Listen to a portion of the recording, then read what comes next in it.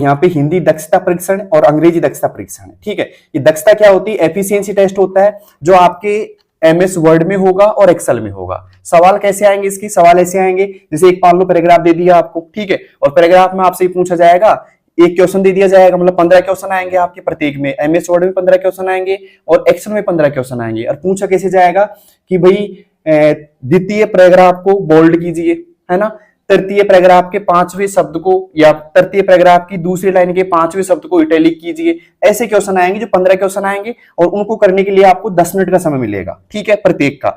जैसे कि पिछली बार 2024 में जो आपके एफिशिएंसी टेस्ट हुआ था उसमें आपके हिंदी में तो आया था एमएस वर्ड जिसके 15 क्वेश्चन आए थे और 10 मिनट में 10 मिनट का आपको समय मिला था और वो 15 क्वेश्चन आएंगे आपके 25 नंबर के। ठीक है, और इतना आसान होता है कि आप पूरे 25 में से 25 नंबर ले आओगे और 10 मिनट की जगह पे आप सिर्फ 4 या 5 मिनट में आप सोल्व कर दोगे इसको। हमारे जो ऑफलाइन सेंटर के बच्चे थे उन्होंने 4 या 5 मिनट में सोल्व कर दिया था और ज्यादातर बच्चों के पूरे 50 में से 50 नंबर थे।